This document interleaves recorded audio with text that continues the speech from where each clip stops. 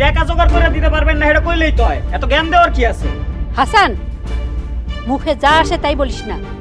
এতগুলো টাকা কোত্থেকে জোগাড় করবে তোর বাপ? চুরি করতে যাবে?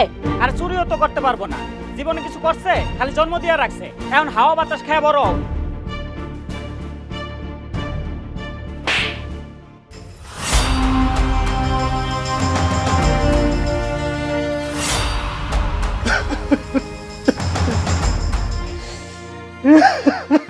এই তো শুরু হয়েছে নাটক।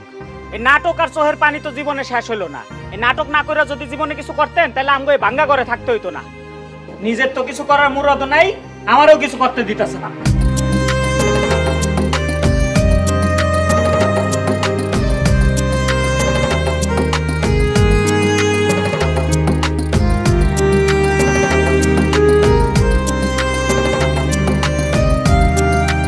যা বলছো ভালো বলছো, সোজাসুজি বলে দিলেই তো হয় টাকা দিতে পারবে না, এত ঘুরানো পেছানোর কি দরকার?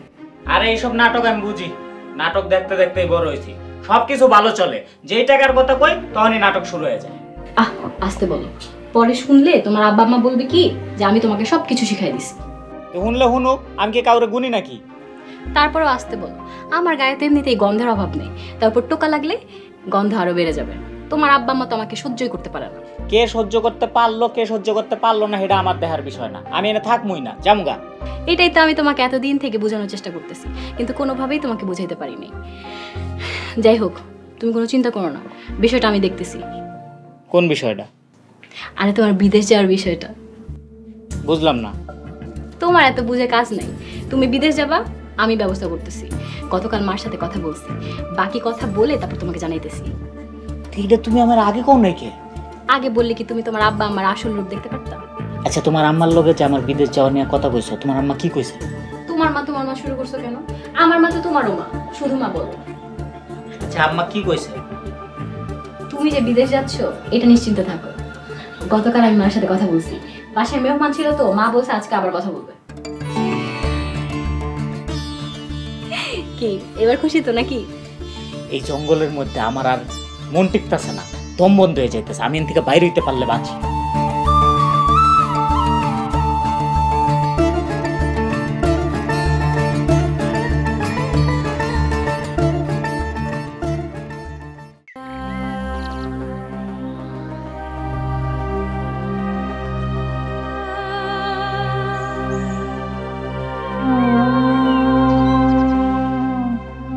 আপনি এইখানে বসে রইছেন?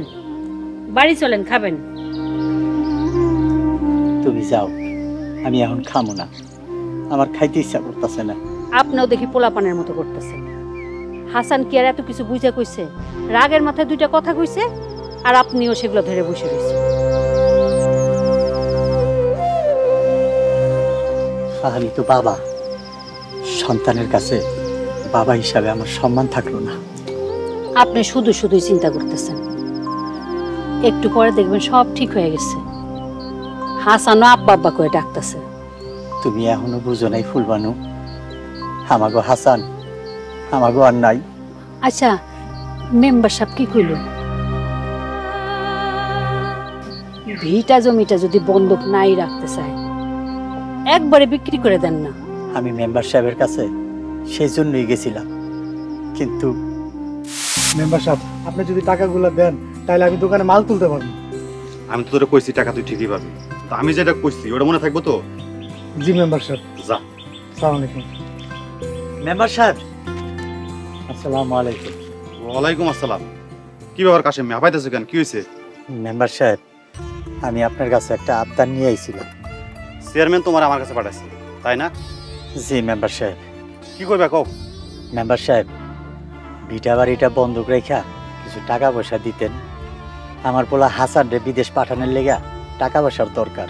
শোনো কাশেম মিয়া, এসব বন্ধক ফন্ধকের মধ্যে আমি নাই। জমি যদি একবারে বিক্রি করো তাইলে কও।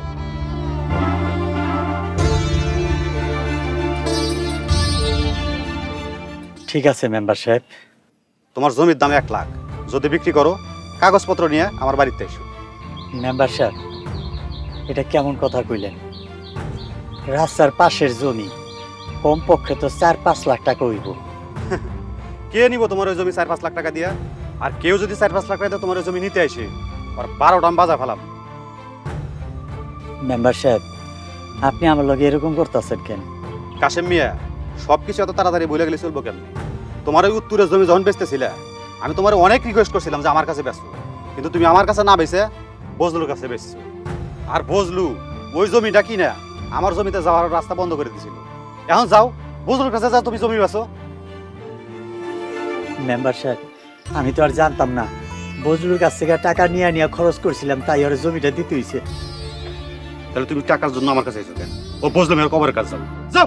মেম্বার সাহেব, আপনি আমার লগে এরকম করেন না মেম্বার সাহেব, আমি আপনার পায়ে ধরি। মেম্বার সাহেব, আপনি আমার মাফ করে দেন মেম্বার সাহেব, আপনি আমার লগে এরকম করেন না মেম্বার সাহেব।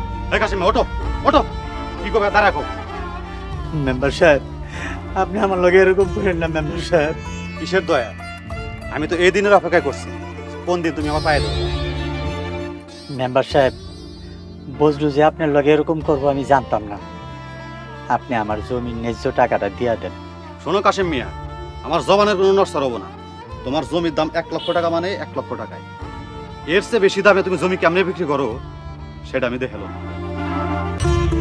মেম্বার সাহেব,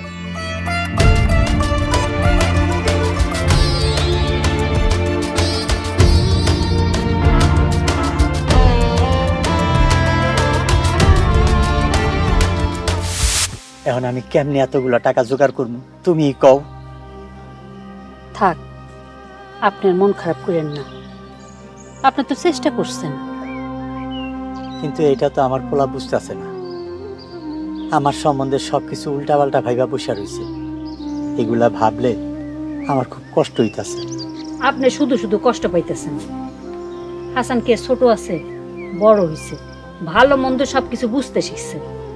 এখনো যদি কিছু বুঝতে না চায়, আপনি তো আর জোর করে তারে বুঝাইতে পারবেন না।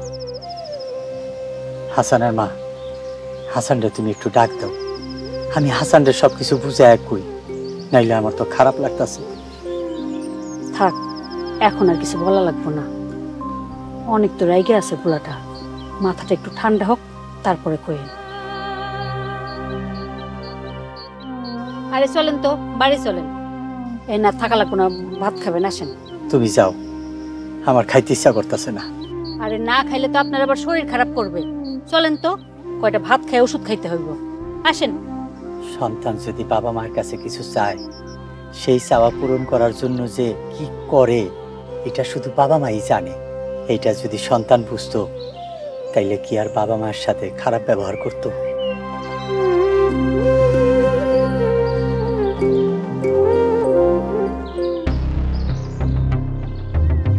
হ্যালো মা, কাজ তো হয়ে গেছে।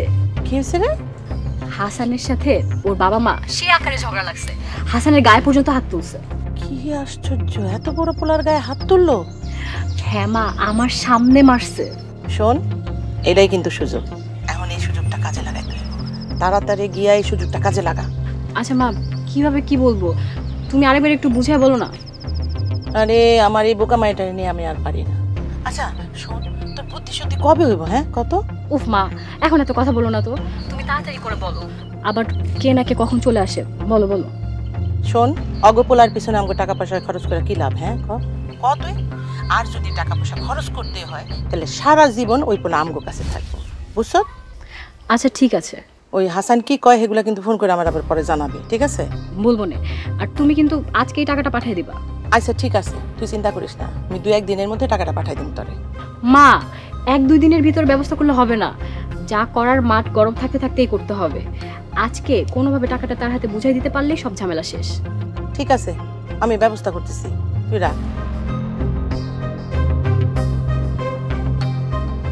নগদ পেমেন্টে 500 টাকা পর্যন্ত ক্যাশব্যাক আর লেনদেনে প্রতিদিন ডিপ ফ্রিজ এবং ঘন্টায় ঘন্টায় এসি টিভি সহ দারুণ সব গিফট।